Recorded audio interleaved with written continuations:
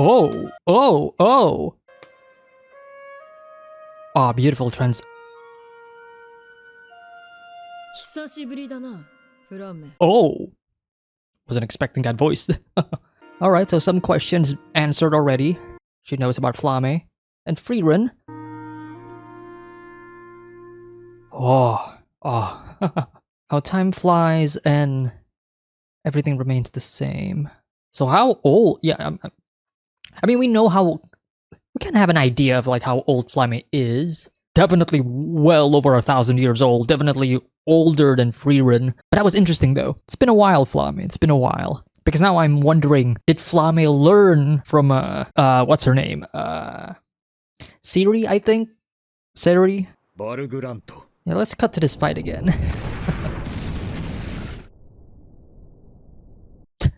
Nonchalant about it. I do love that Richter has the powers of Earth.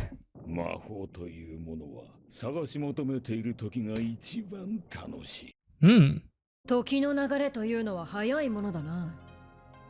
気まぐれで育てた弟子がもう孫弟子を連れてきよった。There's my question answered. 私は今までの歴史で書かれたほぼすべての魔導書の知識を持っている。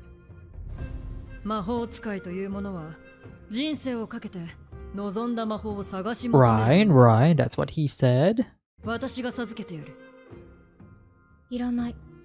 Interesting. The complete opposite answer to. 探し求めている時が一番楽しいんだよ。There it is. There it is. Hence why she absolutely loves searching for grimoires in the present. Ooh. Okay, big guy. Immune to freezing. Oh, yes.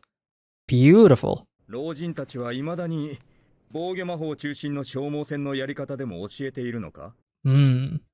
少し魔法師の講義をしてやろう。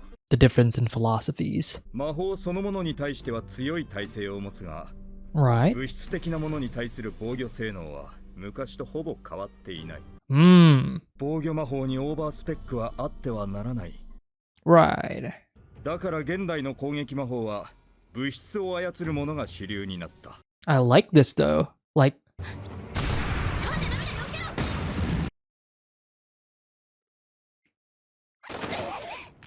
The difference between old magic and new magic. 不用意に近づいていいのかよ。人の体の6割は水でできてんだぜ。I'm waiting for the veil to be destroyed so that she can actually use water. Oh yeah.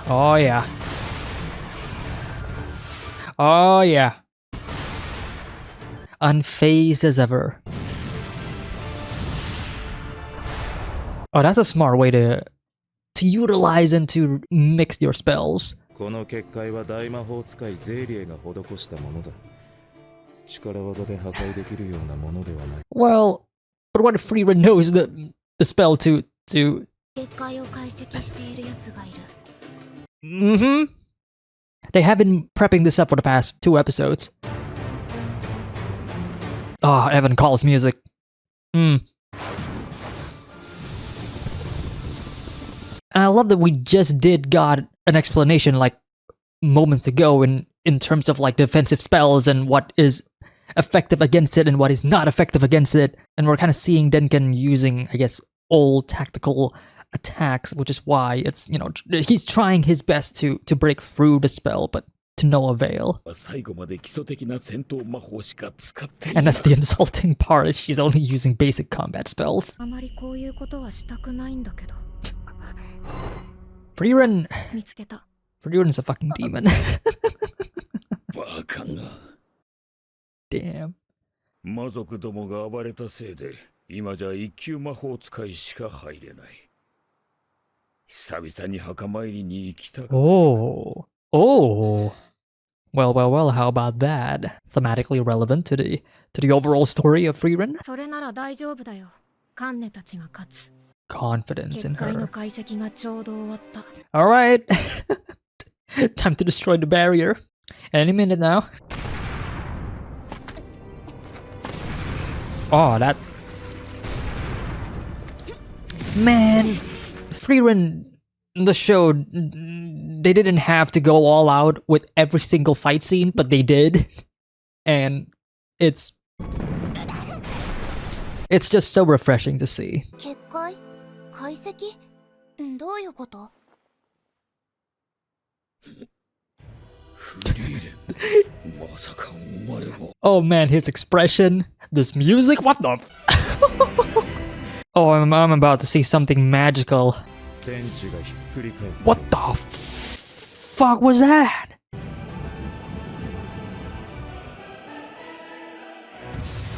Jesus Christ. やってくれたな、フリーレン。1000年ぶりだというのに、随分な挨拶じゃない。Well, I like how Siri immediately knows and senses it, and we have no idea where she is. She just knows it. Just kind of goes to show like the power scale between the two of them. 魔法は自由であるべきだ。Beautiful. 結界が Well, GG's. 一刻も早くとどめ。 Shouldn't have. Yeah, that was that was a shitty mistake. だから水が嫌いなの。 Ah, beautiful. I think Frieren, the show, also manages to capture scale beautifully, especially with these magic attacks. Like, you get the sense of scale of like how big and powerful these things are. すまん。 This position, though. マジで基礎的な魔法しか使ってないじゃん。それはフリーレン様に言ってください。 Don't blame me, you blame my teacher. 他にどんな魔法使えるの？服が透けて見える魔法とか。使いませんよ。 She ran away. I love that we keep bringing that up since. Oh man. ラオフェンはここで待機だ。隙があればシュティレを奪え。リヒタ、ついてこい。 I do love Denkin's character here. Like, she represents the more cunning and practical, I would say, as expected of an imperial mage. 腹をくくれ。 Oh, we're taking the robes off. 殴り合いじ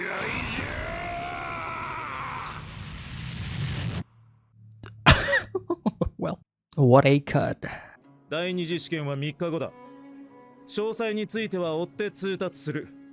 Well, we're getting some downtime, catching up with Stark. Yeah.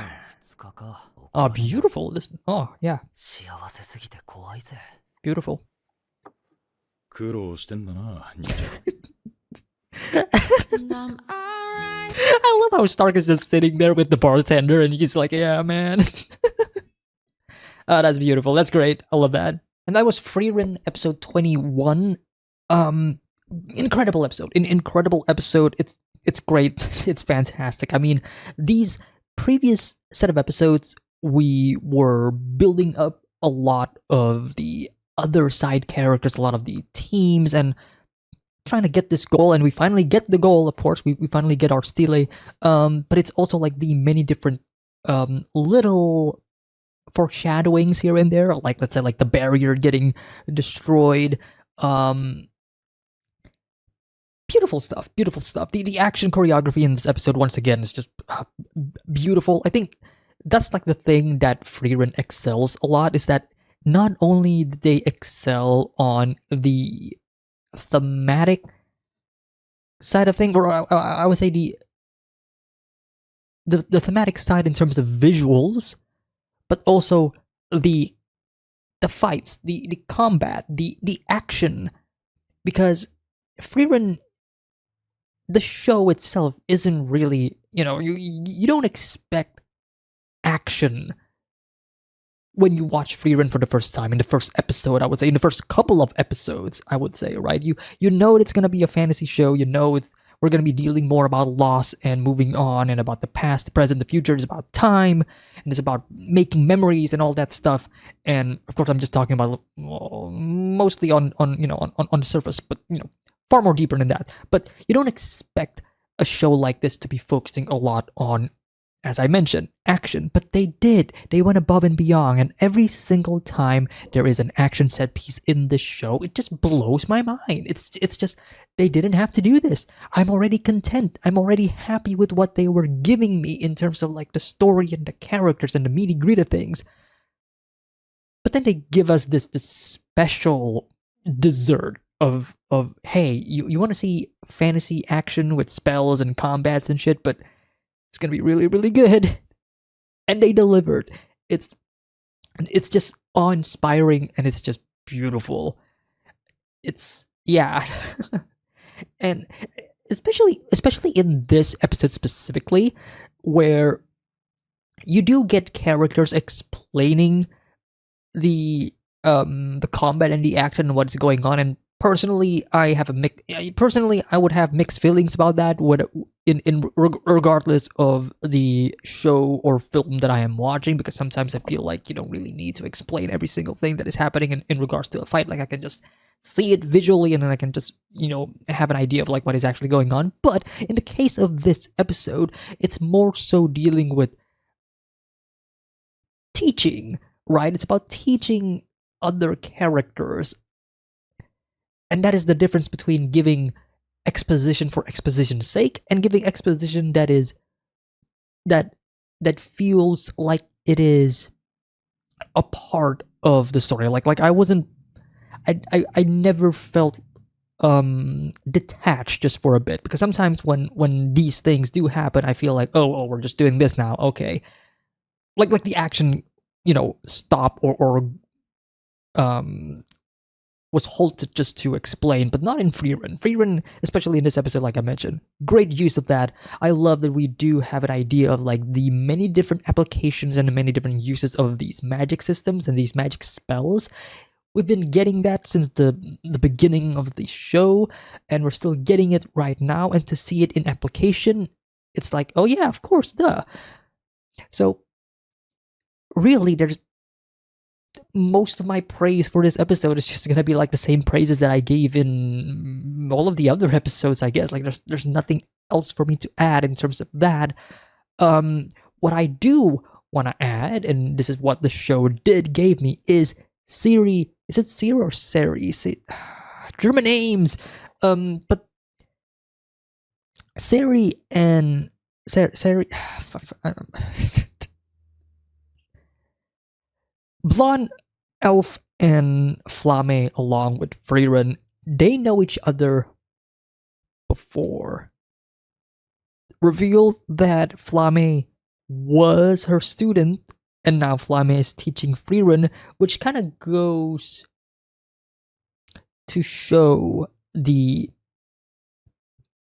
would say like the age gap and the knowledge gap between the two of them. Because if Flamme is one of the most powerful characters in the eyes of Frieren herself, and of course Flamme being the one that has been given, I guess, legendary status by the world of Frieren, like, oh, the Legend of Flamme, the Lost Grimoires of Flamme, like these things that are almost invaluable to a degree because of how rare these are and how much people are just making fakes of these grimoires and such, right?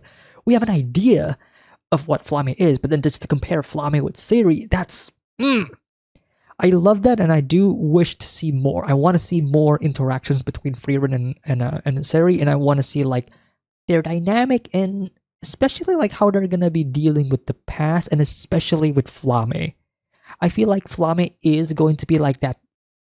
It's going to be the character that is going to bridge between Frieren and Flamme, because from the beginning of their interaction for the first time, it does feel like Flamme, or I would say Frieren didn't give a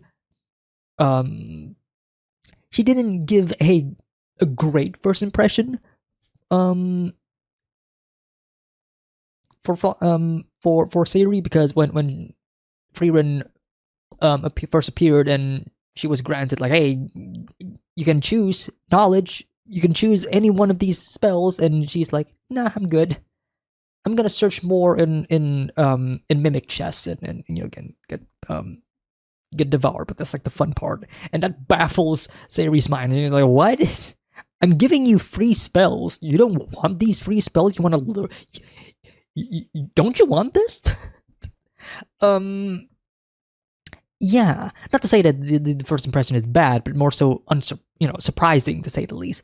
And now we are going to be meeting them again. I'm hoping that in these 3 days where we are going to be waiting in between the next tests, I guess, I'm hoping that Frieren is going to open up more about about Ciri, and just see where Ciri lies on the grand scheme of things, especially in regards to like the story. Because if Frieren's powerful and Flamme is powerful, and I can't imagine what Ciri was gonna be. So I'm expecting. So I'm kind of expecting the next episode we're gonna be having some downtime moment before we continue on, because this episode was climactic. Right, so after a huge climax, obviously you need to slow it down just a bit, keep things nice, keep things slow, just for I guess one episode. If not, that's fine. But if they do, that'll be appreciated, because I feel like that'll be perfect opportunity to actually go and meet Stark again and see what he's been doing. Because from the looks of it, it seems like Stark is just hanging around in the bar because he has no idea what to do, because he's kind of not needed in this current arc.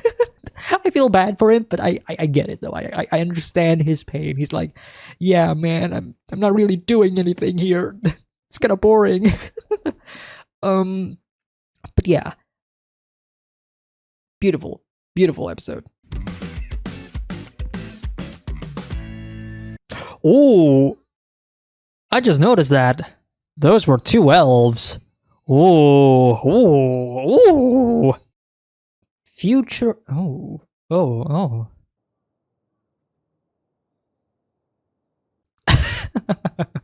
Such is the life of Stark in this arc. Yeah, you're not really doing anything in this arc. You're not really needed. But hey, man, Fern. Interesting shot. I love it. He is aware. Oh, Fern is so... Fern looks kind of worried. While also...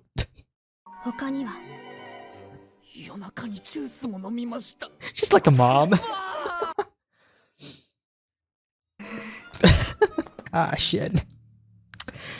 Shit.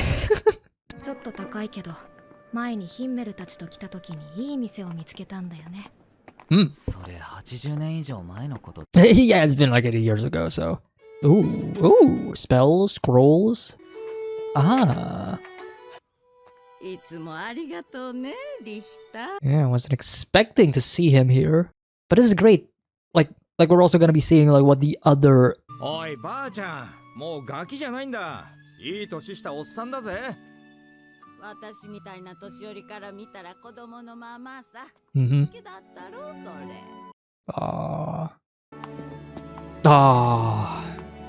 This is great. This is great. Exactly what I was wanting. Have some downtime. Have the characters just relax and enjoy life before the second test. 帰れ。俺たちはもうパーティーじゃない。Just because they're no longer a party doesn't mean that they haven't formed a bond. 妻と生前妻と一緒に行った店でな。Oh, the grave that he wanted to visit his wife, isn't it? Hmm. 体が動かない。これは。君は何を思ってどんな人生を歩んできたの？教えてよ。What kind of life have you led, Yubel? 君って感覚で魔法を使うタイプなんだ。僕、そういう頭の足りない子嫌いなんだよね。He just called you dumb. I like how calm and composed he is. 別に僕を殺したっていいよ。But saying that he would rather die is kind of concerning. Wonder if it's something to do with his family, since we saw the cat and its parent. これからどこに行くつもりだったの？さあね。ついてくるなよ。I swear if everybody goes to this restaurant, it's gonna be awkward. But it's gonna be great. empty. 本当ですか？ Oh, 本当にデザートを。 of course. 電剣フリーレンだ。 And they're not in the test anymore. Get along. 放っておけ。楽しそうではないか。食事は楽しんでするもの。Yeah, yeah. No reason to feel agitated now.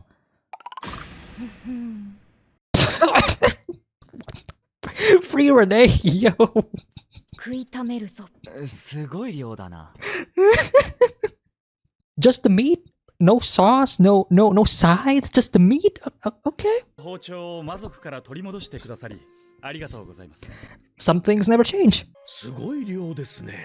ここの料理は美味しいからね。そう思って二度と食べられなくなった。I'm sorry, this is funny. 当店の味は後世まで残すつもりです。なんだよ。あれだけ意気込んでおいて味変わってるじゃん。あの時よりもずっと美味しい。Ah, there it is. ここについてますよ、シュタルク様。野菜も食べんといかんぞ。おじいちゃんじゃねえか。Ah, this is so wholesome.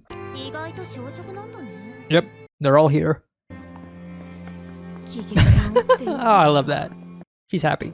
お金は大丈夫なのか？へそくりなくなっちゃった。 Well, let's not say. Let's not. よくぞ部の真髄までたどり着いた。 Sorry, who? あのおじいさん誰？知らない人。なんか修行してると話しかけてくるの。何があったんだ？ Oh no. Oh no. What is it now? Oh, Frieren has that guilty look. 私だったのに寝坊しちゃったから。Oh no. お願いだよ、シュタルク。食べたい。え？おやつ食べたい。Give her snacks. Start. Give her snacks. 優秀な兄貴たちと比べられるのは地獄だぜ。Evan Call, please stop. This music is so good. Kind of reminding me a bit of House Moving Castle. Oh my, oh my. フェルンさん、どれにしましょうか？別にどれでも。シュタルク様。 He's gonna choose, and then Fern's gonna give him the look. You know, like, yeah. Gotta choose carefully. Hey. あれ、フリーレンじゃねえか？ Man, I love this episode. It's just nice seeing them, you know, acting normally for once. ラビーネが悪い。女の子ばっかりで居心地悪いな。 Stark. おい。Oh.ちょっと。 Well, you did say that you were kind of uncomfortable being surrounded by girls, so. いいな。こいつお前の仲間か？借りたっていい？どうぞ。ひどい。 Dozo. It's not like this is the first time that has happened to Stark. This has happened countless of times already. はい、フリーレン。これお礼ね。Aww. フリーレンがいなかったら、私たちは第二次試験まで。 Yep. ありがとう。ヒンメル様。Ah. ヒンメルはなんで人助けを？そうだね。もしかしたら自分のためかもな。It just feels nice. Giving a helping hand feels nice. 生きているということは誰かに知ってもらって覚えていてもらうことだ。 And that as well. ほんの少しでいい。誰かの人生を変えてあげればいい。Hmm. そうだね。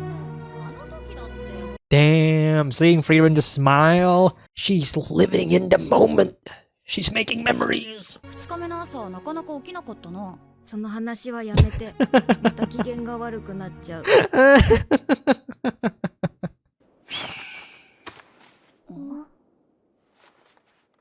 なんだろう。 Oh, ruins of the king's tomb. 前世の担当した試験は過去4回。いずれも合格者は0人だ。Well, music just kicks in like, oh yeah, shit's about to get real. What was that? お前すげえな。 Hey, look at this. Stark getting along. 私は平和主義者だよ。ゲナウとは違ってね。 If she's a pacifist and nobody What is she about to do? Oh no. That was Frieren episode 22. It was an episode that I was kind of expecting, or I would say an episode that I wanted after the previous episode. Like, we finished the first test, 3 days where the characters can just roam around and not do anything, just be themselves before we venture into the next test.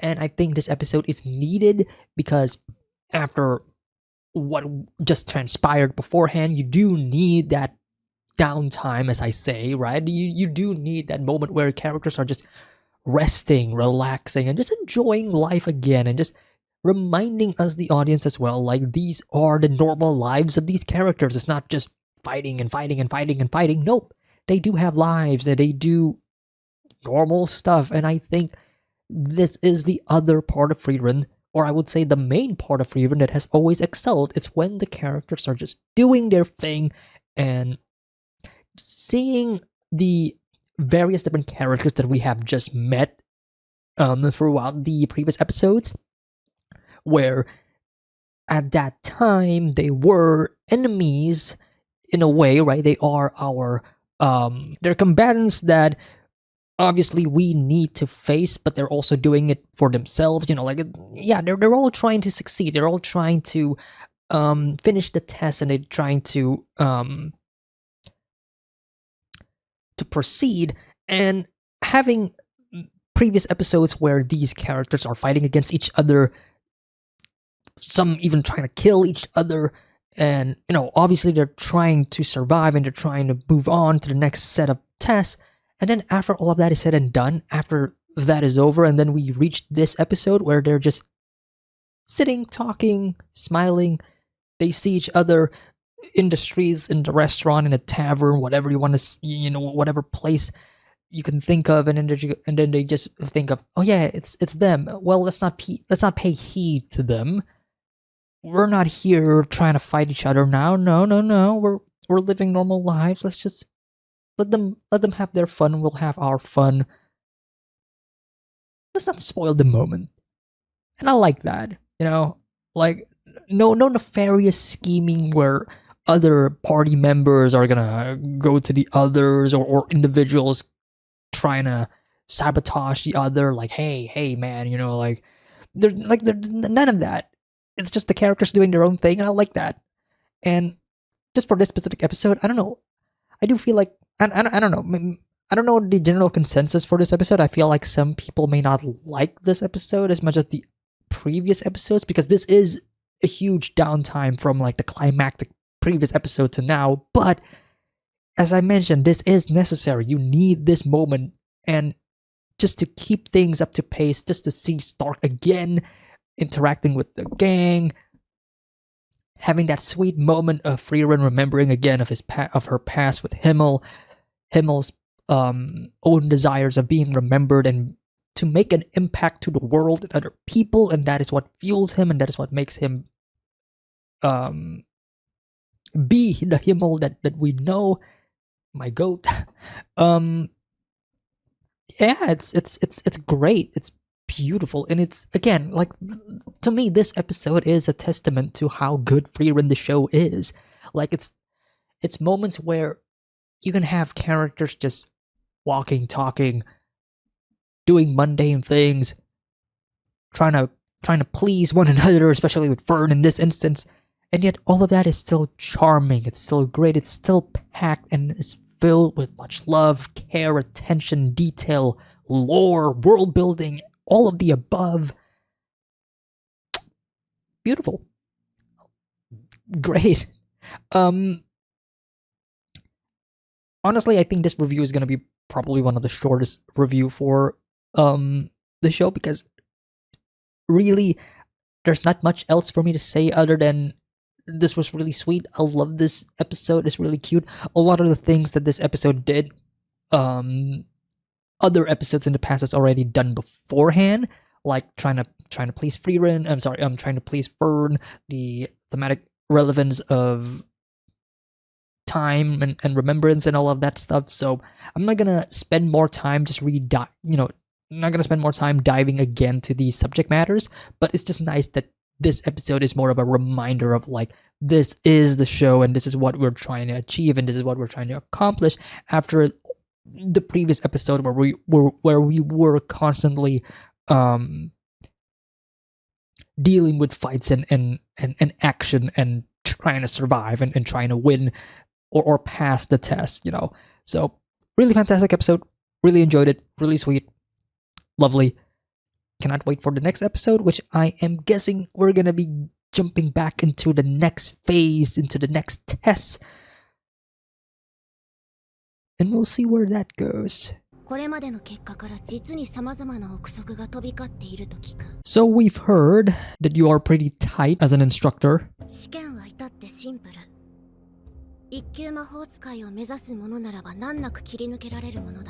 Simple, she says. Labyrinth, you say. Dungeon rating. Sorry, it's just like it was what I was kind of asking for. All right, cool, sweet. Ah, she has no enemies. Yeah.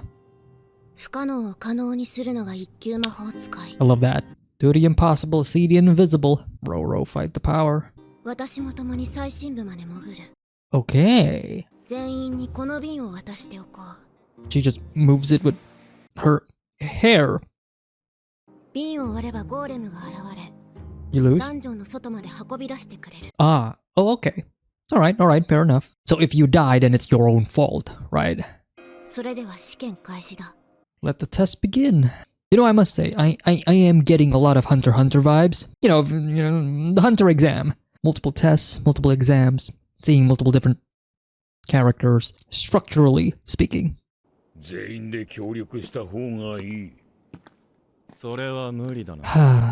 always the ones who are looking for themselves. Oh, okay, dude. Good luck.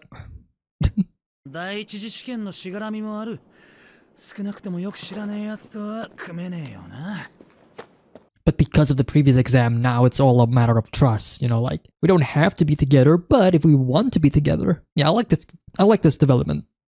Yeah. Again, reminds me a lot of the Hunter exam. But this does give a nice opportunity for the both of them to be together, though. Oh. Zensei is like, you're the main character. I'm gonna follow you. You have plot armor. Obviously, I'm speaking from a meta-narrative perspective, but... Oh, that's cool. Cool shot. Is there gonna be a dragon in this dungeon? Oh my god, Himmel's just like me for real! I just finished playing Divinity Original Sin 2. Exploring every bit of nook and cranny possible. Damn,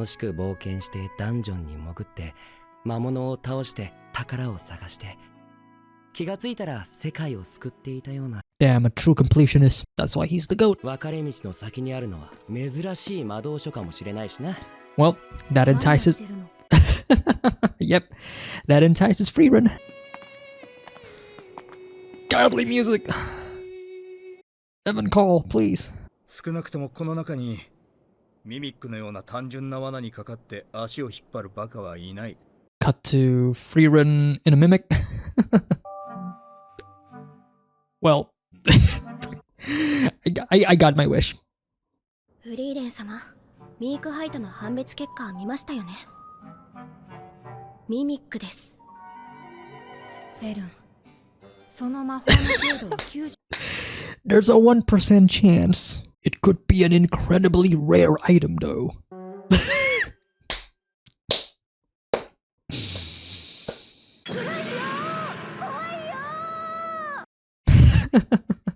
I think this is the first time that I've actually heard Frieren this scared.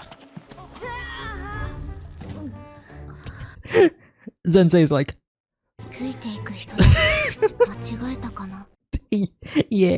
yeah, basically. This is the legendary Frieren? Yeah, there was that dark spot at the top. It's a person. Well, remains of a person. Oh. Oh. Oh. Gargoyles?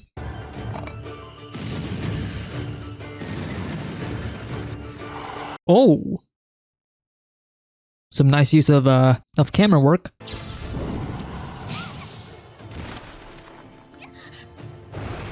Oh, oh, oh, oh, oh! Is she gonna use the golem?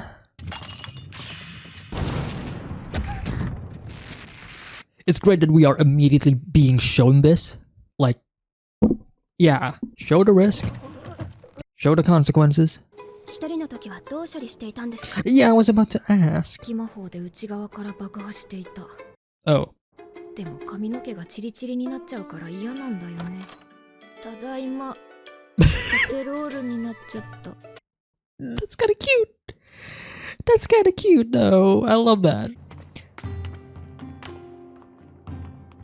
The amount of animation and detail that they put on this episode alone. こっちは正規のルートっぽいから引き返すよ。なんで？ Gotta explore everything else, right? You might find some really valuable loot that will help you later. 結構いいもの手に入ったね。 There's the loot. わからんな。they're just waiting for her. I love that. Frieren's just like me for real. I love my junk. Don't take that out of context. その若さで君ほど優秀な魔法使いは見たことがない。なのに君からは情熱も執念も感じない。不思議な子だ。It doesn't have to be magic. 私はとある人に恩を返すために一人前の魔法使いになりました。But you chose magic. ならなぜ君は魔法の探求を続けているんだ？ Why indeed? フリーレン様はガラクタみたいな魔道具を集めて楽しそうに笑っていました。I love this so much. つられて笑ってしまったんです。It's the joy of discovery, whether it is junk or not.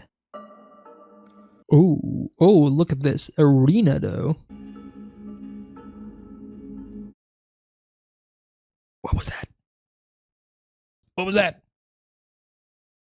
What was that? 雰囲気が変わったな。最深部が近いのかもな。Nice way to show the sense of scale of the dungeon.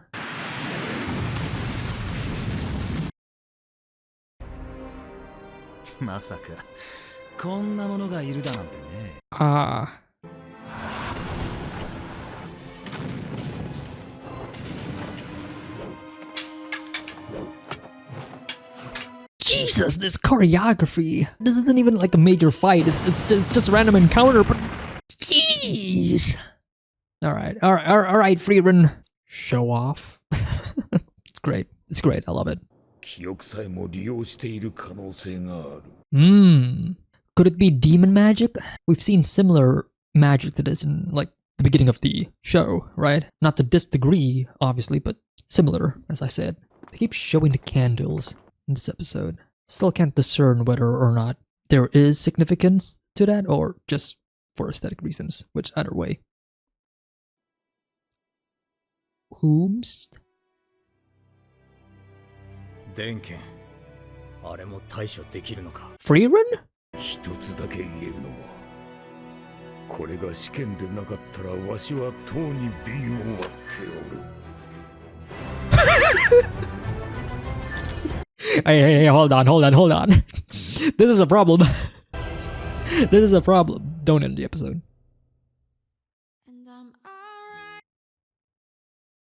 Okay, what a way to end the episode. Yeah, fantastic episode. Really, they were showing off. They didn't have to, but they were. There was. Yeah, there's a lot of really cool cuts and a lot of really cool shots and moments of action in this episode, and it's just the characters going down the dungeon. Like it's not even the boss fight. It's not even like, you know, like the big fight. Like they're just fighting the normal ones. They're fighting gargoyles, and they're just we're just gonna show off. Which again goes to show like how much I absolutely love the production of Frieren. Like this has been again like one of the most consistently solid from beginning to hopefully the end. I mean, we're pretty close to the end by now. Pretty consistent and a pretty solid production. Like, everything has been stellar. Like, I've been praising this since the very beginning, and I'm still praising it now, but it just goes to show again. Fantastic fight sequences. Really love how the characters are utilizing some of their powers and some of their magical abilities. Like, yeah, we're seeing more of Richter using, his earthly magic, I guess. Seeing characters using more of their shields, and the difference in their usage and the difference in their visual style. Just, again, like, seeing all of the characters using the powers that we have seen in the previous episodes, again, utilizing it here now in a far more quick and concise manner. Because, like, the thing about the previous episodes, when we are being introduced to these characters, and we are also being introduced to their own specialties, their own, I guess, magical abilities, their own magical attacks and defenses, is that there is a lot of exposition, right? It's not something that I was, it wasn't a major criticism at all for me. Like, I understand why it's there, and I felt like in the previous episodes, the exposition towards, like, hey, this is how I'm using my magic, this is how I'm fighting, this is how I'm gonna defend, and this is, like, my ability and all that. So I still feel like it was delivered in a informative manner. Like, there's always good exposition, like, exposition isn't always bad. But now that we know about all of that, I love that in this episode we don't just we just move past that. Like, we know what they do. We know these characters now. We know how they fight. So it just gives the episode enough time to let them do their shit without the constant, hey, I'm doing this, I'm doing that. And I love that. I appreciate that. Like, you tell the audience what it is in the very beginning, and once the audience knows about it, the show trusts the audience to understand and to remember these things so that they don't repeat things anymore. I'm hoping it stays that way, unless there's new abilities that they introduce, in which case, fine, sure, it's been happening for this entire show, like, not a big deal. But beyond that, really cool that we are going into this new area, this new exam, this new dungeon, and I'm trying to be pretty quick on my review for this episode because I am about to watch the next episode. But really cool. I did mention in the previous episode, in this episode, that the exams really does remind me a bit of the Hunter x Hunter exam. Maybe not as long as the Hunter exam from Hunter x Hunter, because that took like an entire season's worth to finish. But structurally speaking, it does remind me a lot of that. And I think when it comes to Frieren, it's almost perfect, like, yeah, they're both fantasy, and by all means, but it's also how they, again, like I said, it's how they introduce characters, they introduce powers of the characters, and then once we know about these characters, we let them loose, and the story and the flow becomes a lot more smoother and a lot more tightly paced, because in the previous episodes, it does feel like we kind of stop quite a lot just to explain things. But yeah, seeing all of the characters again, and now that we do have connections to them, or at least now that we know who these characters are, it does amp up the stake a bit more, especially in this episode where we do see character that is pretty disposable, in my opinion, right? Because we haven't really seen much of her, but seeing the character, I forgot if they ever told her name in the previous episodes, but when the character is about to get crushed, throws the golem, gets out, she survives, that's all that matters, but she failed, and in the context of this arc so far, you don't want to fail, duh. So it does bring this level of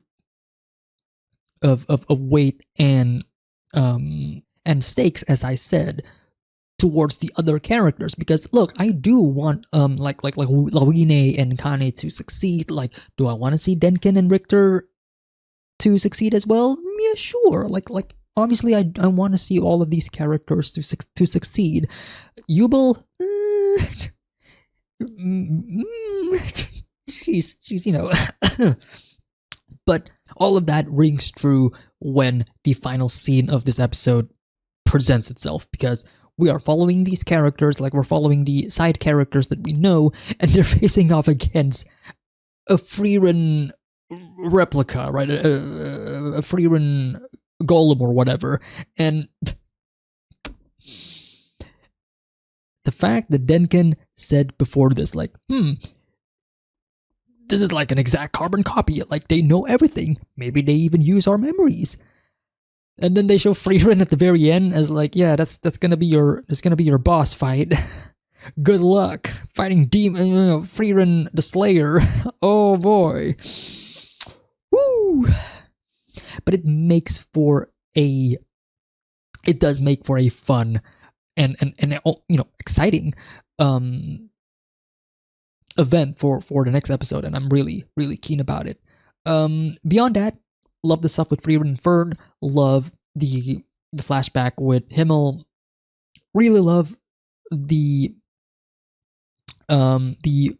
focus on Frieren and the idea and the focus of exploring this dungeon, exploring the unknown, and instead of going the easy, simple, straight to the line route of, oh, that's gonna be the next level of the dungeon, instead of just going straight there, no, we're gonna go the roundabout way, right? We're gonna take detours, we're gonna search up every nook and cranny of this dungeon, we're gonna get all of the loot possible, and that is what makes it fun.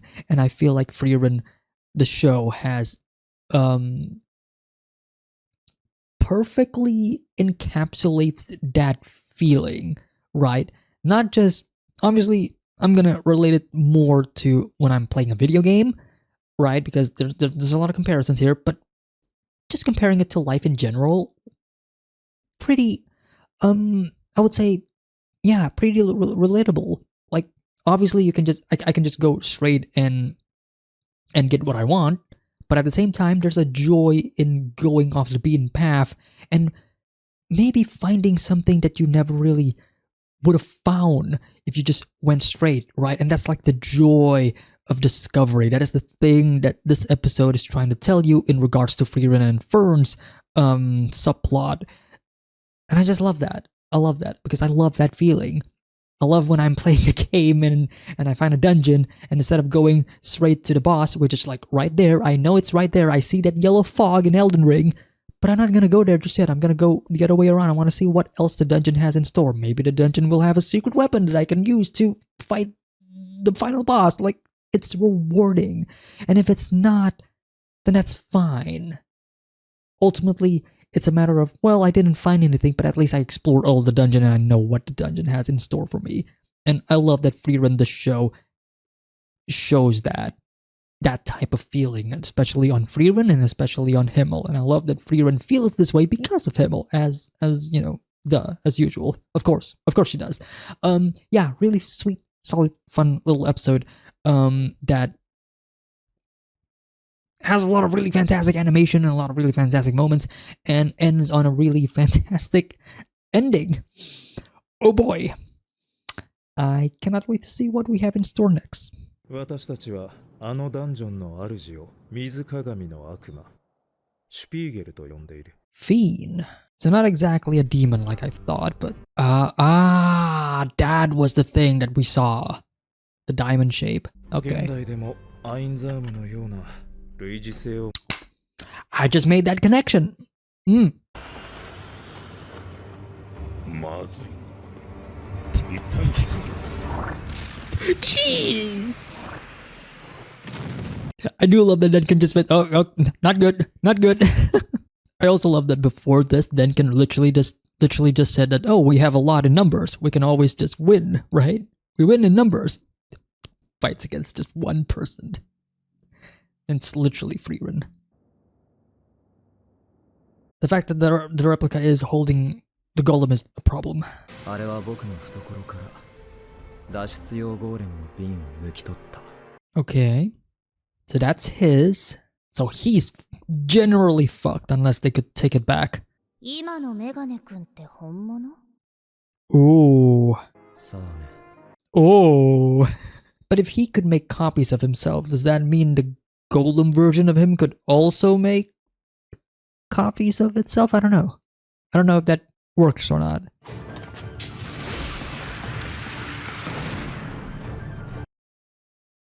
What was that?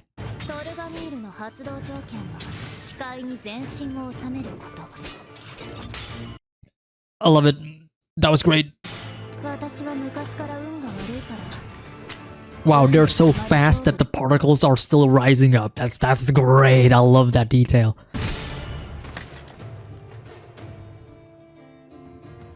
Ooh, I love that. I love that. Damn. そっちの方がもっと運が悪かったみたいだ。メガネ君、意外と早かったね。This is quite a... That was quite a positioning of the camera, but... Great. なぜ死に急ぐような真似をした？メガネ君が来てくれると確信したからかな。 There's more to that. 私の瓶を受け取ろうとしなかった。Because he can't really hold it. フリーレン様、あそこに階段があります。フェルン、ちょっとマップ見せて。 Something's off? Something's different? Hidden passage?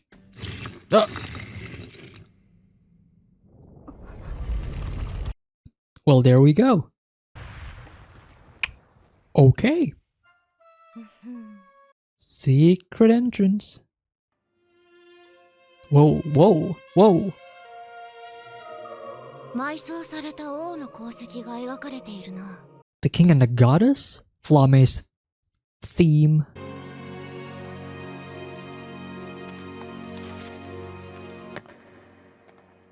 Oh!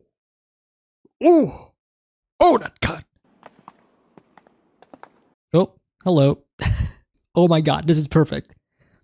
Hey, Frieren, can you beat Frieren? あれが陣取ってもう半日になる。 Half a day? 面白くなってきた。 Frieren's like, finally! Someone who's like on my same level! A fair fight! 私と同等の力を持っているみたいだね。 But what about memories, though? That's the thing that we still don't know about, and knowing the show is dealing with memories. そうだね。あれがもしも私を完全に再現したものだとしたら。 Grimoires and mimics. では失礼して。 Oh. 高速魔法が通用しませんね。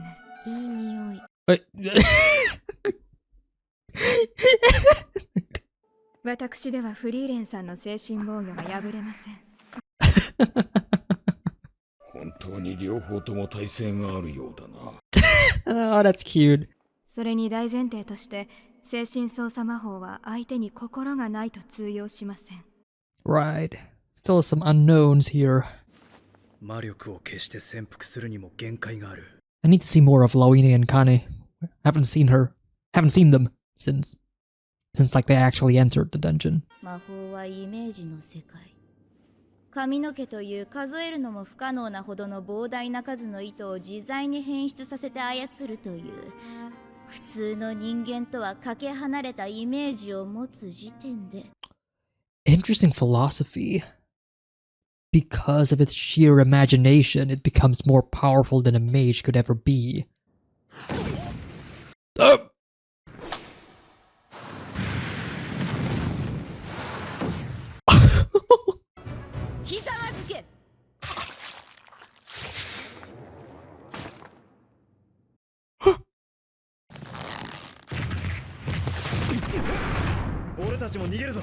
Be smart about it. What's more important, passing the exam or living another day?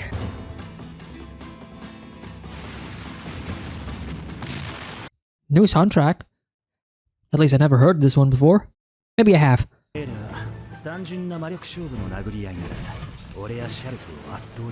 Oh, that looks so good.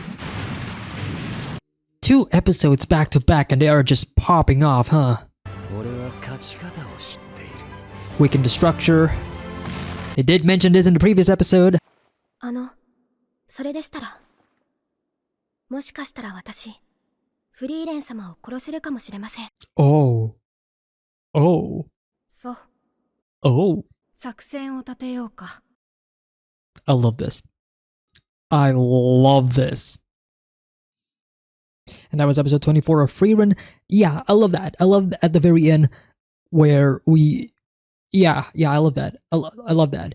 The student surpassing the master. We see this happening with all of the characters, to be honest, right? Frieren kind of surpassing her master in many ways, not just in combat and skills, but also in lifespan and also knowledge. Stark also surpassing his master when he faces off against that demon girl whose name I'm forgetting. And now Frieren, Fern, I would say,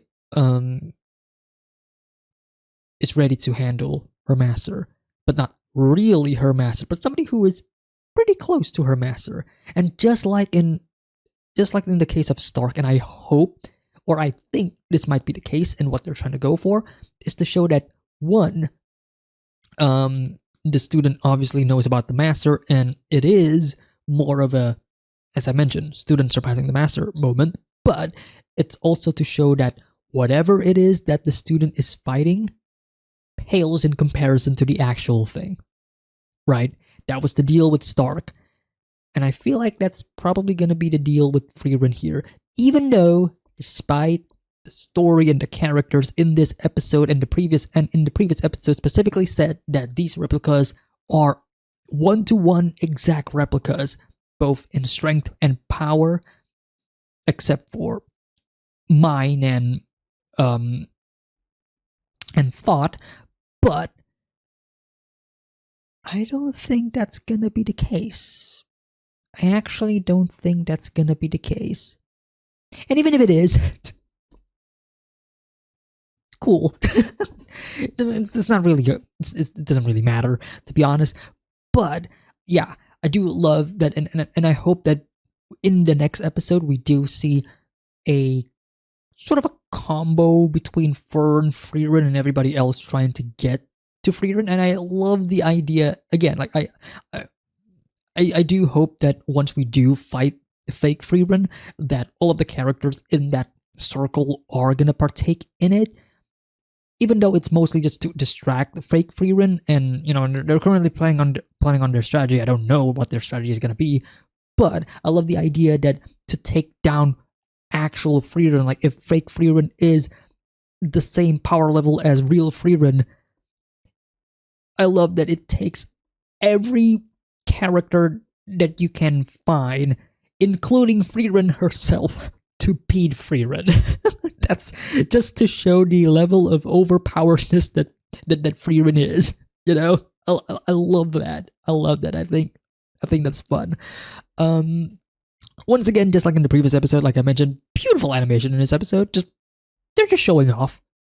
They didn't have to, but they did, and I really appreciate it. And it goes to show how much passion and I would say not just passion, but also how much fun these animators must be having when they are creating this. Yes, you can say like, is it really fun when they're working hard about it? But from little experience of me actually animating years ago,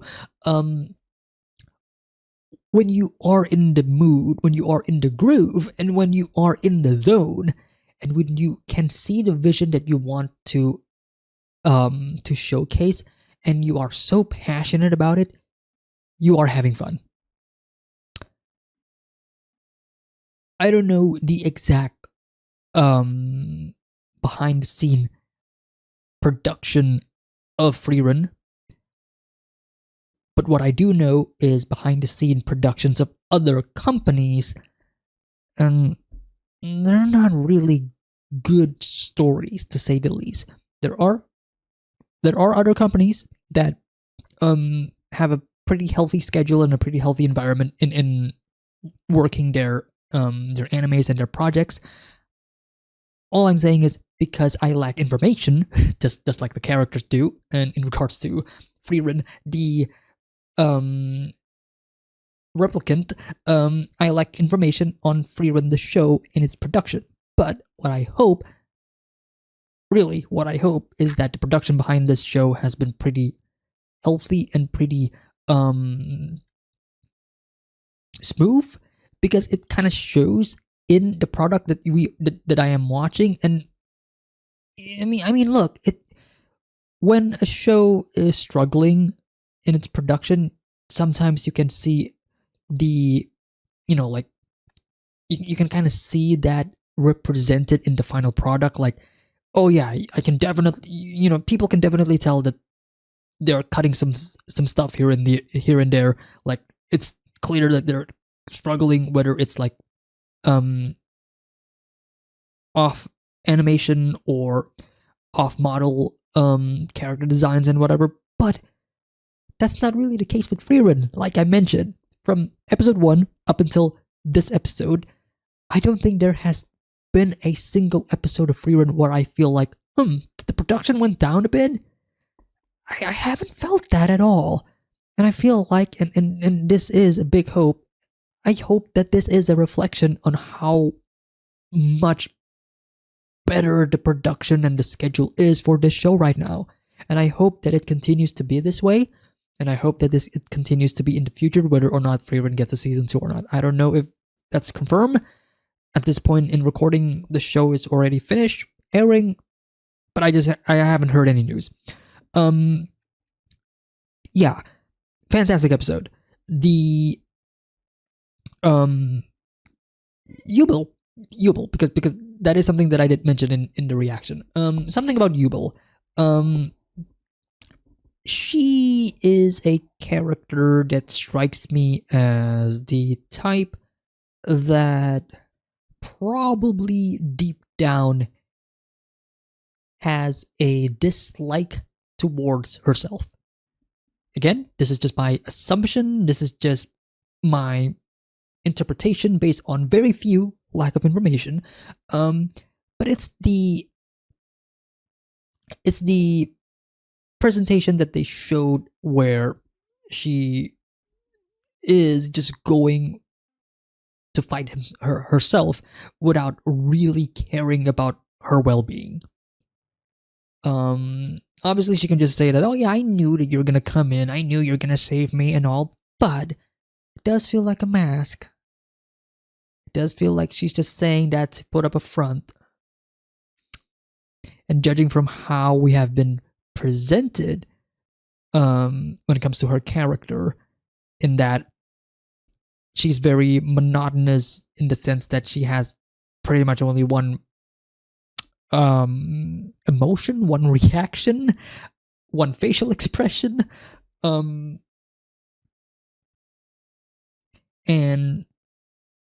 of course her, I would say, self-destructive behavior of wanting to find danger and welcome danger. I don't know.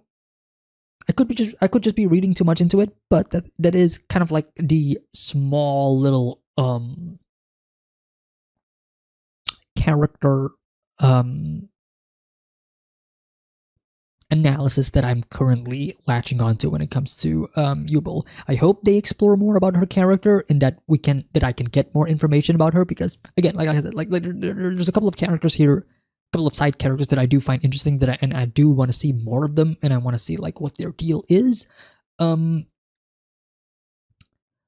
yeah, if not, that's completely fine. Like, she serves her purpose pretty well in this arc of the story as this loose cannon, comparing to the Hunter exam again, kind of like the Hisoka of this arc, like character who has killed someone before and thus failed the exam, literally speaking. I guess that's kind of a spoiler for early Hunter x Hunter.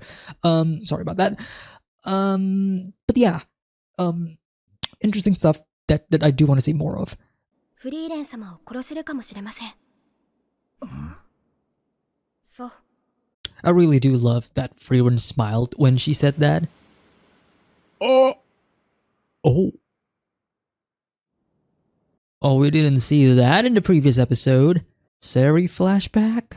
That is one thing that I'm also... Well, I mean, obviously, I am curious to see, like, what their past interaction is between Frieren and Frieren and Ciri, and of course, between them and Flame.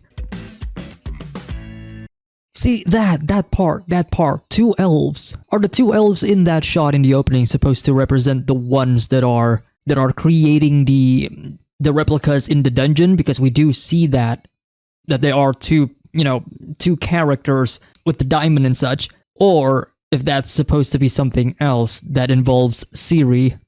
I'm leaning more towards the former than the latter, but we shall see.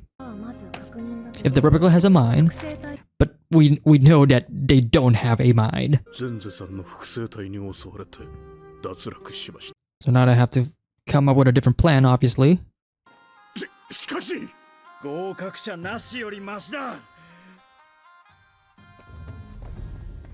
Don't let my sacrifice be in vain.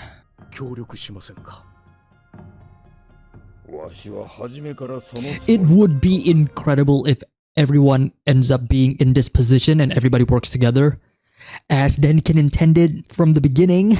Like, could you imagine everybody teams up just to fight one Frieren replica?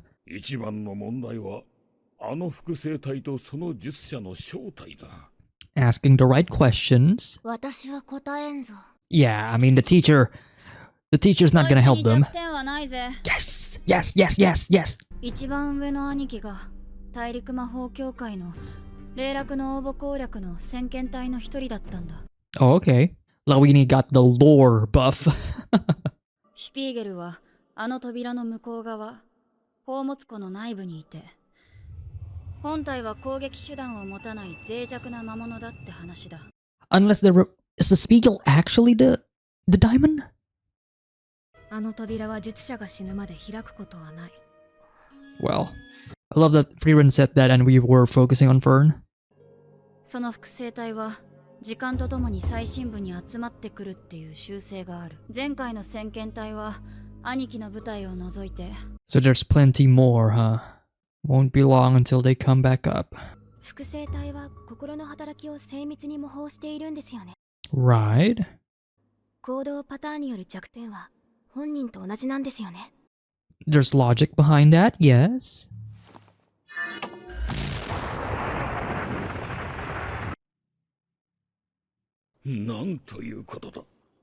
気がつきましたか？なんかわかった？わからん。Please explain. Is she only focused on one thing? ほんの一瞬だけ魔力探知が途切れている。それって見習い魔法使いがよくするミスじゃ。Okay. なんで言ってくれなかったんですか？だって恥ずかしい。And of course, Kane didn't notice it because it's her, right? She couldn't. It was Kane, right, and not Lawini, the one who didn't notice. Frieren's face there, as usual. What the fuck is? フリーレンは援護射撃だ。ハイターは今日は二日酔いで。That is a cool monster design, though. Hyter's just there. Yes, the joy of strategizing. I'm sorry. As I mentioned before, I just finished playing Divinity Original Sin 2. Like, that's literally what is happening here. You know, like you're strategizing, like how you approach the enemy, what spells you want to use, examine their weaknesses. 本当にフリーレンの複製体と戦うのはお前たち二人だけで大丈夫なのか？少人数の方が相手の行動を予測しやすいからね。Sure. Yeah, makes sense. 全員で戦えばほぼ確実に勝てるだろうけど。And of course that, reducing casualty.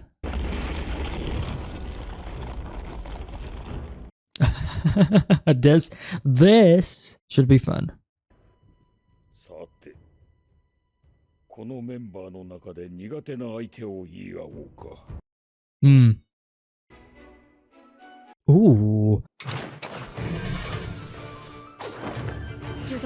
Oh, I love that.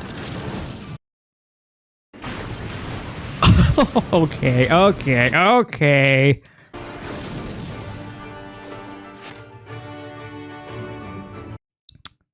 The goddess. その隙に潜伏したフェルンを私は警戒する。 Holy shit, the colors! 目の前の互角の相手の対処で手に入る。フェルンを探す余裕なん。 The clashing between the red and the blue. でも本当に攻撃に使う魔法はゾルトラークでいいのですか？ Good old Zoltrak. それにゾルトラークはエルフにとっては比較的新しい魔法だから、反射神経で無意識に防御できるほどの年月は経っていないんだ。 Okay. Okay. フェルンにとってゾルトラークは生まれた時からあって当たり前のもので、その身に刻まれていて当然の魔法使いの基 It's 礎。 just ordinary attack, right? Yeah. I like this line of logic though. It makes sense. Flashback. そうか。フランメは死んだのか。悲しくないの？気まぐれで育てた弟子だ。Ah, okay. Siri train, Flame train, Frieren. 皇帝が国を挙げた魔法の研究に認可を下ろしたそうだ。私にそれを引き継いでほしいという内容だ。人類の誰もが魔法を使える時代がやってくるんだ。Yeah. だが、それは私の望むところではない。誰もが魔法を使える時代だと？魔法は特別であるべきだ。才ある者以外に教えるつもりはない。The difference in philosophy. ゼーリエは怒って遺言状を破り捨てるだろうって言っていたよ。Flame predicted that, huh? その前に少し歩かないか？どうせ私たちには時間はいくらでもある。Is this gonna be the scene between the two elves? So it is gonna be Siri and Frieren then? Oh. Memories? あの子のお気に入りの魔法を知っているか？ Flowers, right? 花畑を出す魔法。She said her parents or her master taught her that. I wonder if Siri was the one. まるで女の子みたいな可愛い夢だ。でも、実際にそうだったんだよ。Oh, this is beautiful. あの子は私にとっては無にも等しいような短い人生で人類の魔法の開祖にまで上り詰めた。私たちよりも死に近い場所にいるんだ。Oh. 人生には重大な決断をしなければならない時がいくつもあるが、あの子たちはそれを先送りにはできないんだ。フリーレン、人間がおよそ文明と呼べるものを築き上げてから長い年月が経った。たった1000年だ。A mere 1,000 years. 私たちは人間に追い抜かれる。Wow. お前を殺す者がいるとすれば、それは魔王か。人間の魔法使いだ。楽しみだね、ゼーリエ。Wow. Wow. これから先、たくさんの魔法使いといろいろな魔法が見られるんだね。Ah. Beautiful.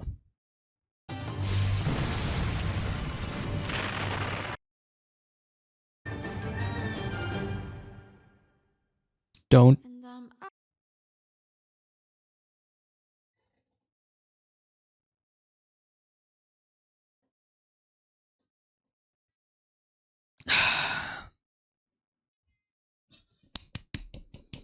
Beautiful episode. Beautiful episode. And that was episode 25. And it seems like Fern has done it, though obviously we haven't seen the actual aftermath, so who knows what's gonna happen next, because even if the Frieren replica has been defeated, there's still the Spiegel, I think was the name. I'm forgetting a bit. Fantasy names. It's not even fantasy names, it's German names. Sorry.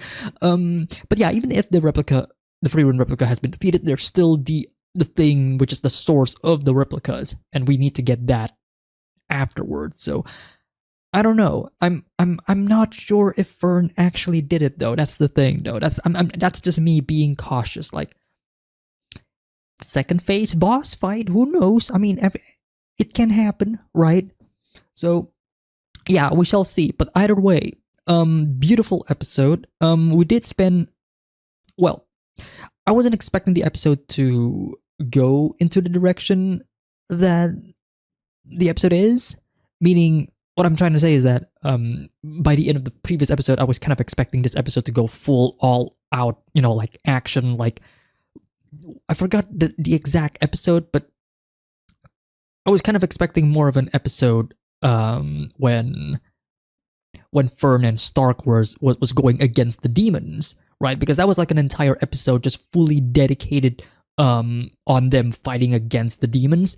And I was kind of expecting that this is going to be the case in this episode where all of them are going to be facing against Frieren. But no, I got something else entirely, and what I got is something that I wasn't expecting, but I absolutely love. Especially with all of these series flashback and seeing more of Flamme. I mean, first of all, the fact that Flamme's master is actually Ciri herself kind of goes to show like the level of tears, levels of tears. That's like that. Okay, that doesn't really make any sense.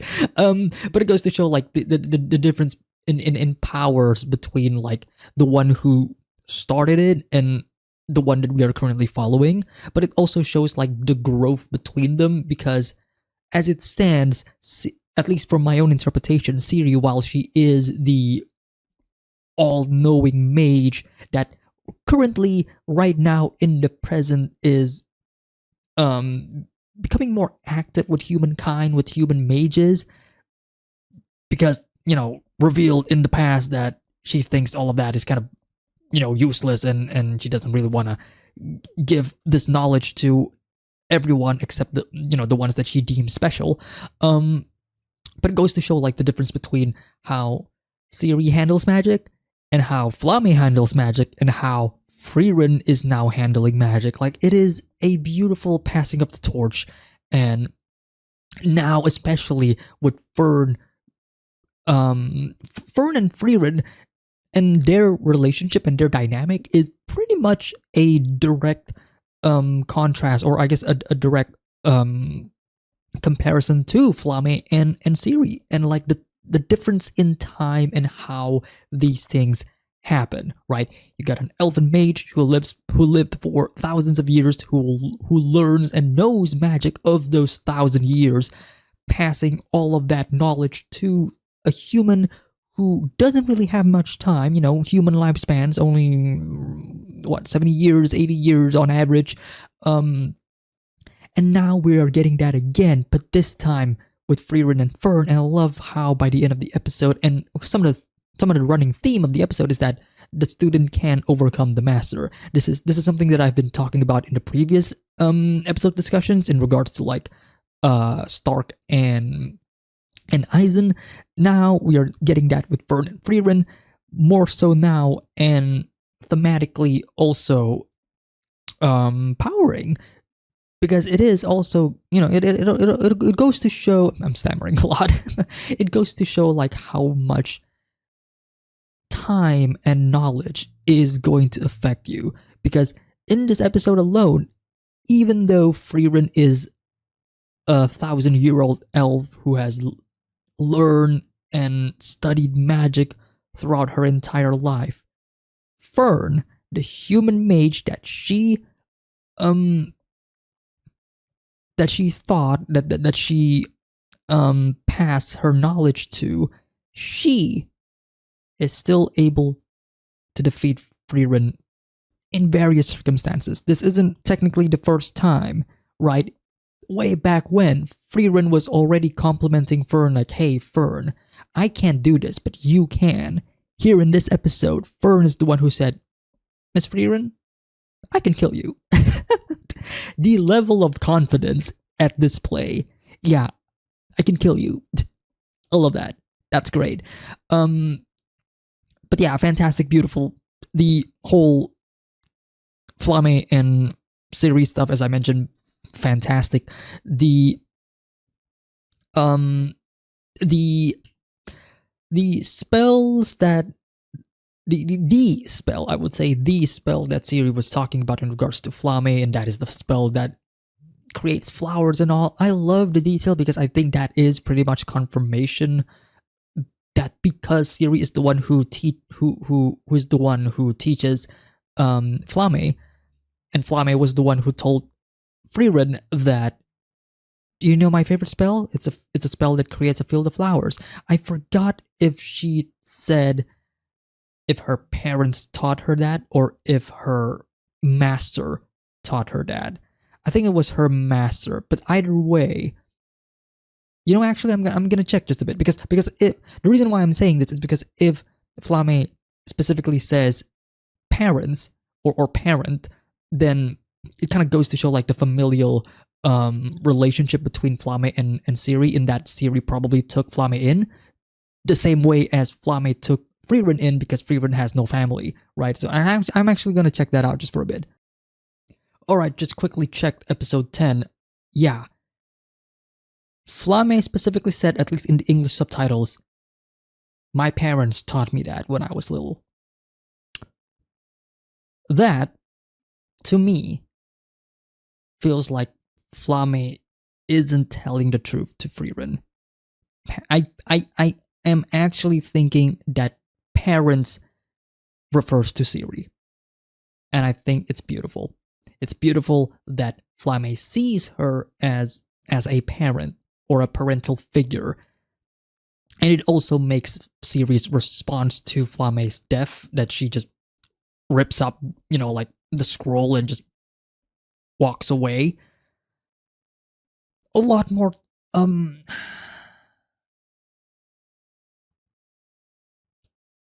I don't know, it feels like she is trying to save face against Frieren. So I am actually keen. I actually want Frieren to meet Siri again in the present and talk about all of that again. Like, genuinely. Because it does feel like a parent losing her child, right? If Siri is, from my interpretation, the one who took Flame in, or the one who teaches Flame, or the one who took care of Flame this entire time. Because but what I also love about all of that is that the dialogue between Frieren and Siri during that little stroll, right? One, it reminds me a lot of Flame and Frieren, the scene where they are walking across a lake or a pond. But two, it's how Siri looks down upon that spell of like, yeah, that's just a useless spell, right? That flower spell, there's nothing to it. It's just a flower spell. And yet, now, in the present, you see a character using a spell that casts flowers, and then that character uses said flower to create weapons. And I'm just thinking about like how it's not about how powerful a spell is, but it's about the implementation, it's about the execution, and it's about how you use it, right?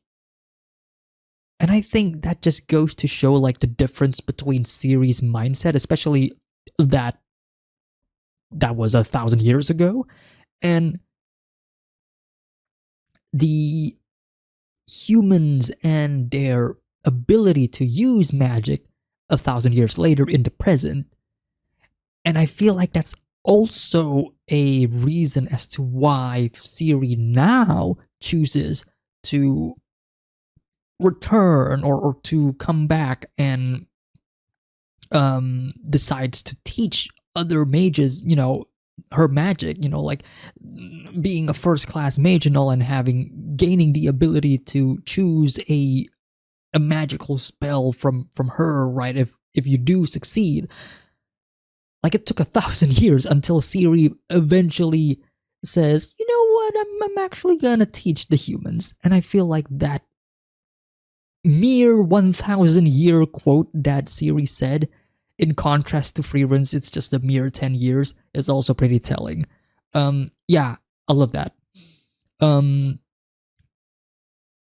that, this episode was really great. As I mentioned, the fight, everything was beautiful. I mean, again, just the most striking part to me was the use of color between the red and the blue and all. I mean, look, red and blue, pretty I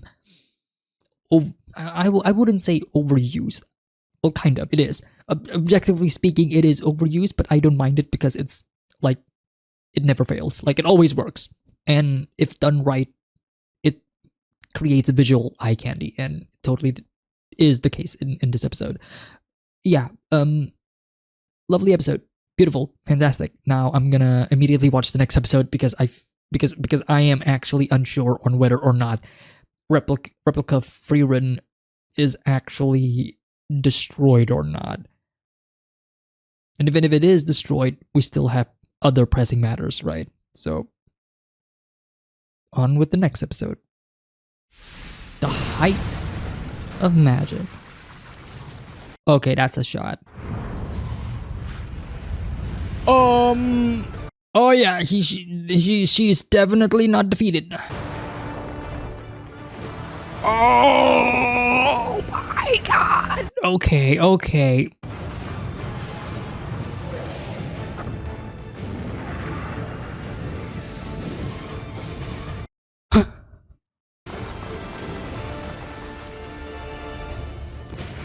Oh yeah.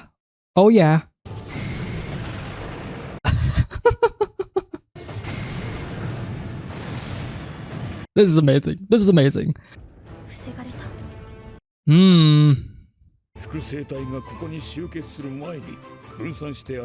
Dengen was also asking like, yeah. This is what he was talking about in the previous episode. Strategy. Oh, this is so good. Actually using strategy that makes sense in my fantasy anime, and not just characters going ham and shooting and fighting until one dies. We haven't seen Yubel yet in this episode. Wonder what she's up to.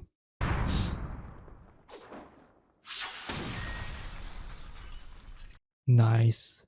This is an unlikely pairing too, considering they...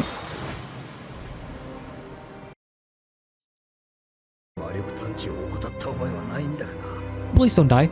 I don't think they're gonna die.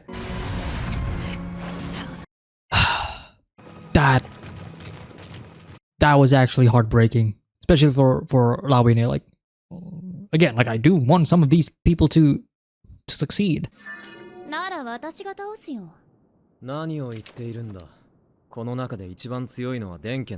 She did kill a first class mage.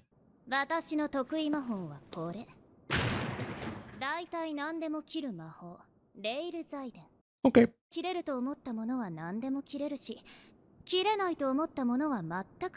That's kind of a broken spell. It can cut through anything that I think I can cut it. Like,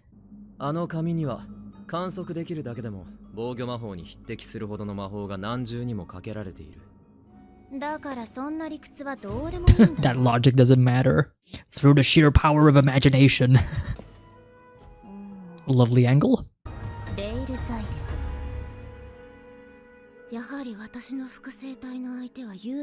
Nice cut. Ah, here we go. What did she do?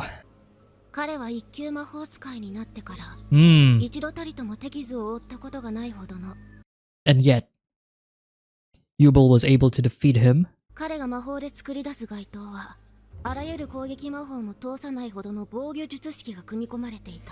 No magical attack, but what if Yubel used a normal physical attack?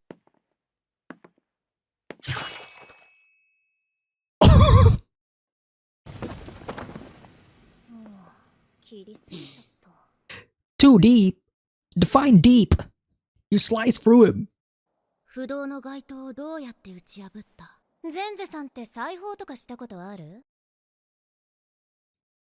There's always a point where you can pierce through. I love that. Oh, interesting.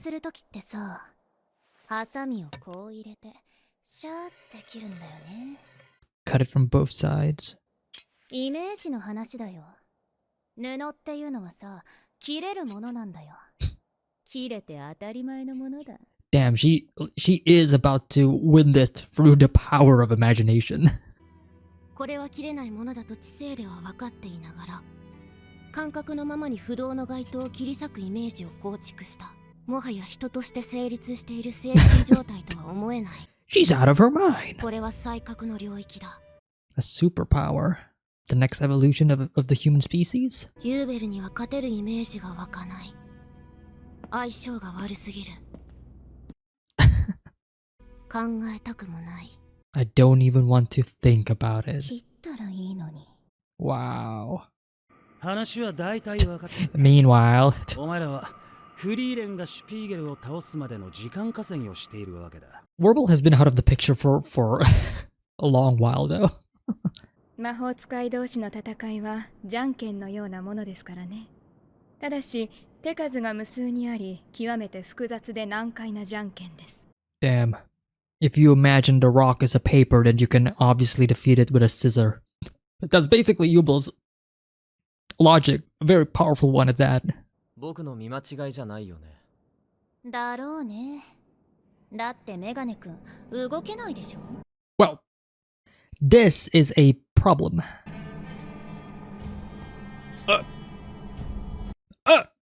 So now we know that it respawns. Concealed her mana, damn it. Method is fucked.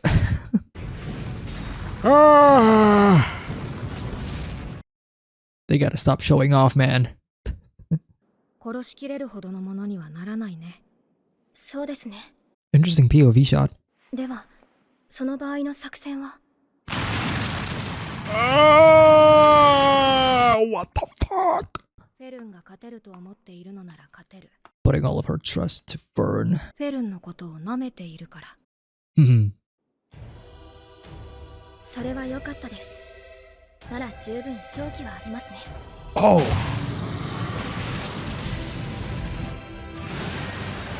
What the fuck? They're literally breaking reality.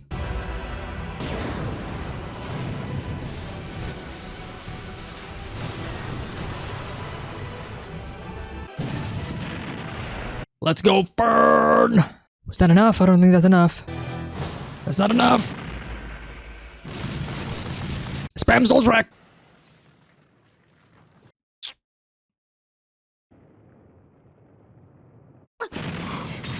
What the f-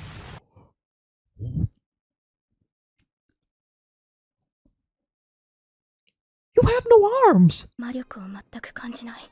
Staff's broken. すごいです。Frieren, you didn't told me about this.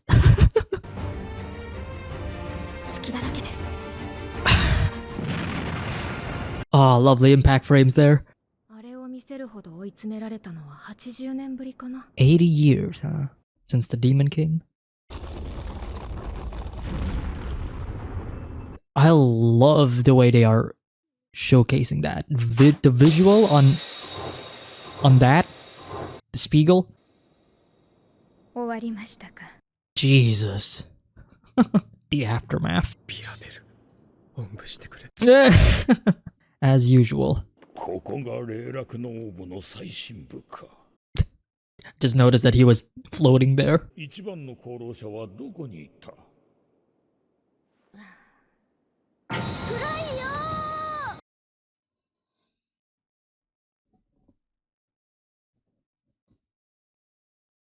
それでは Very on brand. 第二次試験を終了とする。 That's great. どうじゃ？すごいじゃろ。Ah, Lawine though. There's always the next one, right? 3 years in the future. I am flabbergasted. You know, I mean, I just finished watching the episode. Now I'm starting the discussion, and now I'm thinking back about the episode, and I'm like, that was one of the best episodes that I ever seen. Holy shit. The absolute display of animation is phenomenal. Phenomenal. It's incredible. Jesus, this came from Studio Madhouse?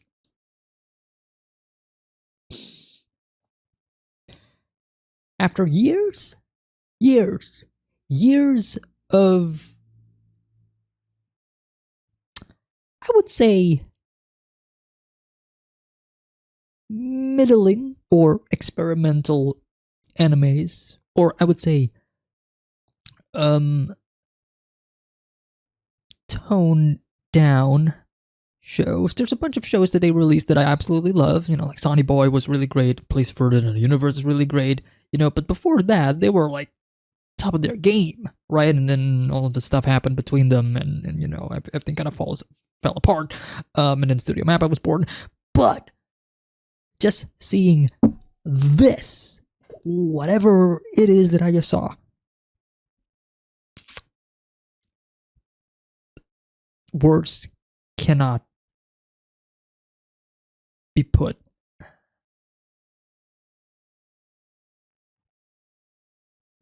Beautiful. The cinematography, the imagination, which I will talk about, but the imagination and the creativity on display in regards to the visuals of the fight is just eye candy and just awe-inspiringly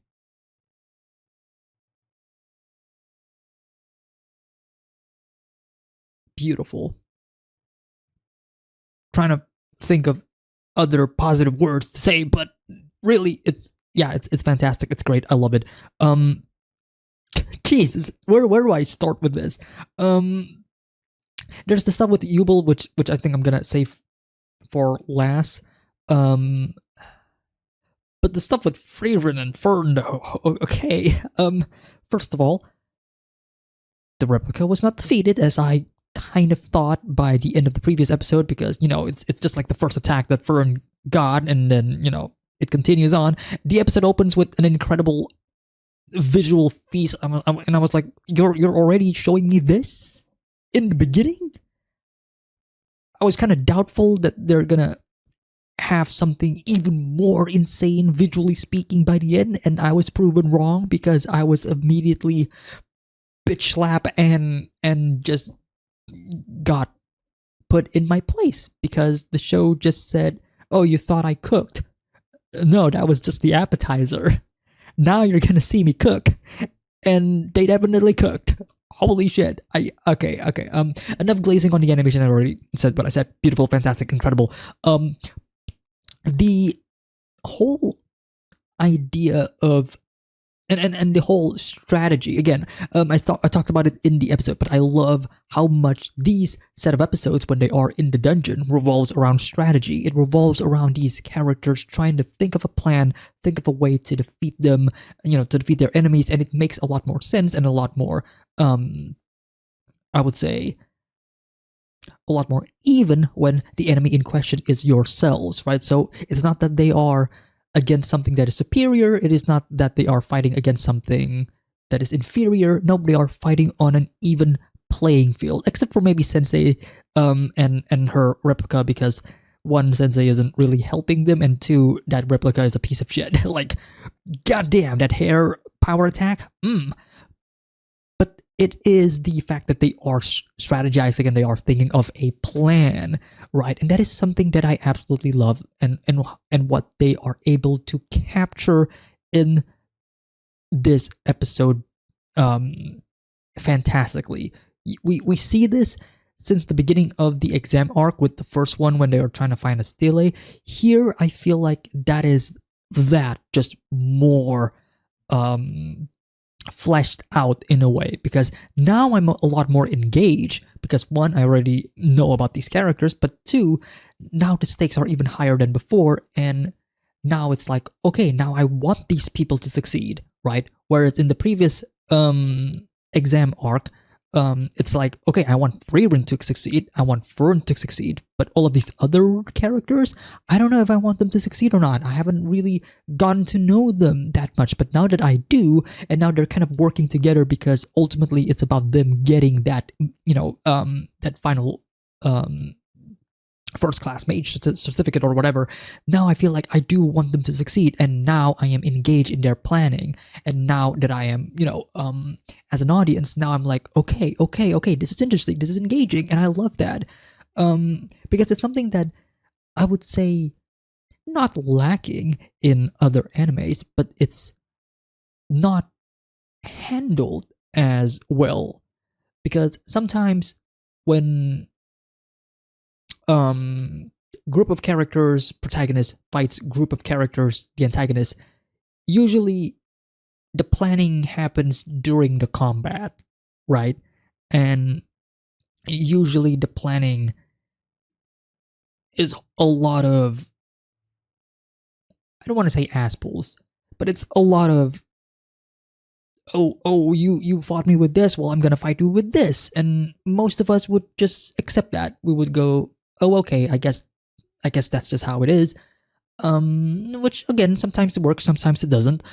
But in the case of Frieren, I do love that there is a sound strategy before the actual battle. So it's just one thing that I really appreciate about this specific arc in general.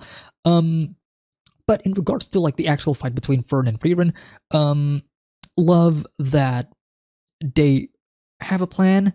They execute the plan. The plan didn't go exactly as planned because the replica is still alive, so they improvise a bit further, and by the end, they succeed, right? They made the opening that they were craving for, right? Where the replica Frieren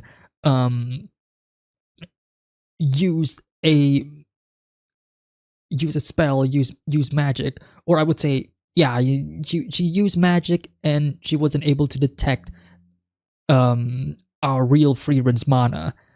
And first of all, what the fuck was that attack that replica Frieren enact towards Fern by the end of the episode? Second of all, what the fuck do you mean that the last time that you used it was 80 years ago? Which implies that this attack, this spell that flabbergasted and bamboozled both Fern and myself, like, what the fuck is this? This girl has no arms. This girl has no staff. And I guess at this point, I'm I forgot if they actually explained this, but current headcanon is that the magical staff is what amplifies the magic itself. Like, you concentrate your magic to the staff, and then the staff extrudes that magic and it becomes the spells that you know. But this final fight pretty much confirms that you don't really need that. You don't need a staff if you are that powerful. I mean, I guess you have Flame in terms of like in the past that Flame did it basically, right? Flame had no staff. She just whooped her hand and then all those demons just got immediately obliterated and become a fucking crater. So okay, yeah, difference in skills and experience, I guess. But I just love the fact that Frieren used a spell that we have never seen before, a spell that she said she has never used in 80 years. Again, implying that the last time she used it was against the Demon King. And I love that even then, Fern is undefeated.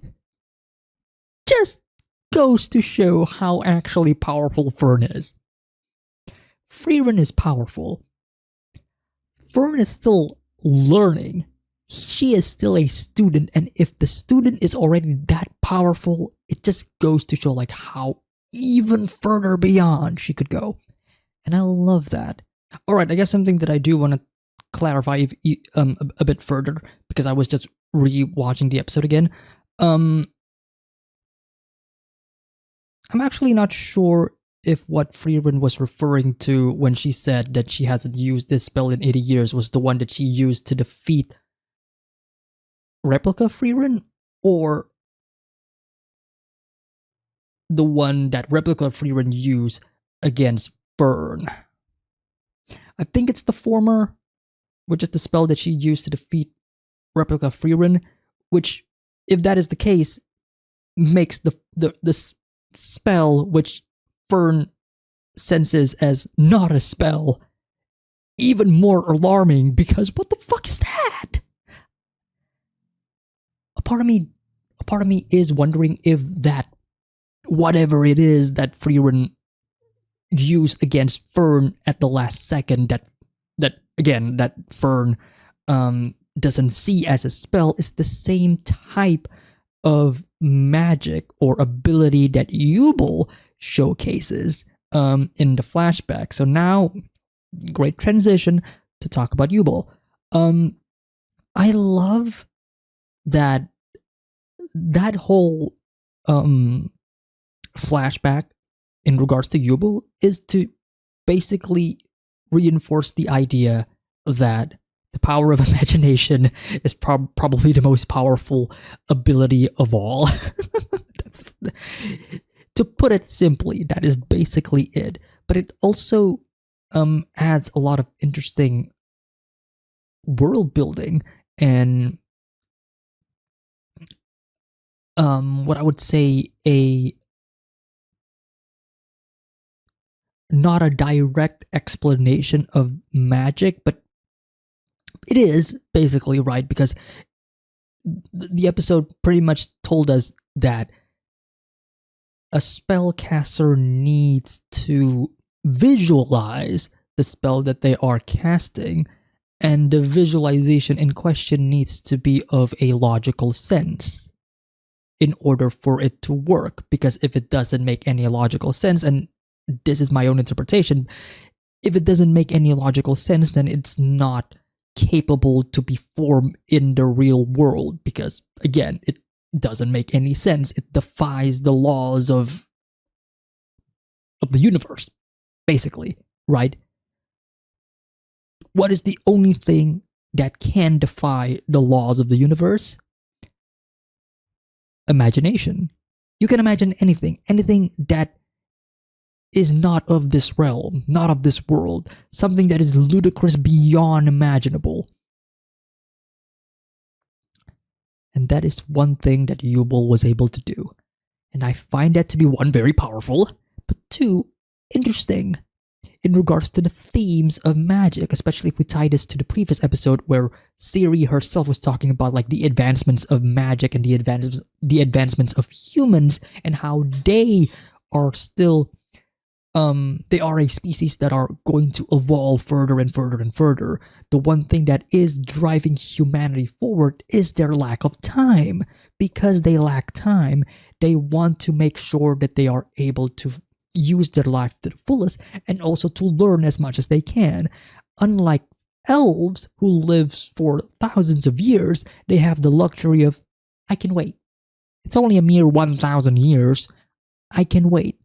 Whereas a human, they got presented with all of this, they go, oh, I need to learn this immediately. I need to study this immediately. I need to be the best person that I can, which is basically Fern, right? That is basically Fern's character in the beginning, right? She wants to be better at magic. She needs to be the best of the very best. And that is exactly what has happened to Fern. She has honed her magic so much, so well, that she was able to go toe-to-toe with Frieren, right? Somebody who has lived for 1,000 years, but wouldn't necessarily has studied that much of magic because she has too much time on her hands, and therein lies the philosophy, the difference between time and the difference between how you would use time. And I find it to be beautiful and incredible, and of course the fact that Yubel showcases this, I think, is a sign of, as Sensei said, superpowers. The next evolution, the next step in human abilities in using magic, right? They are evolving to an extent, right? I find that to be incredible, world building wise, and just the implication in what to expect in the future in regards to human magic and human capabilities. And in a way, it also showcases how Frieren can still be left in the past, right? The more people advance their skills and abilities while Frieren doesn't, then the more Frieren gets forgotten, or not really forgotten, but left behind in terms of abilities and skills. I mean, we're seeing this happen right now with Fern, right? And I'm very much curious to see like how much further or how much they're going to tackle this trajectory or tackle this specific theme, because it's not really the major theme of the show, but it is a theme that has been in the show for quite a while, you know what I mean? But having said that, still though, what the fuck was that fight?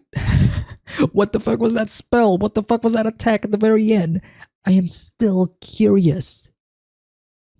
Because if that is the same ability that Yubel was able to showcase, which is the sheer power of human imagination, that is such an overpowered ability, but I love it. It's so fantastical and it's so magical that it fits 100%. The most powerful ability in the world of magic is something that a normal human can do, which is imagination. I love that. But if that is the case, if that is the same ability that Frieren showcased, what was she hiding? What else is she hiding? Like what other powerful abilities that she knows that she just hasn't told Fern yet? With great power comes great responsibility, I guess. And I feel like Frieren doesn't want to tell anybody about this ability, at least until the time is right. Fantastic episode. Incredible, really. Some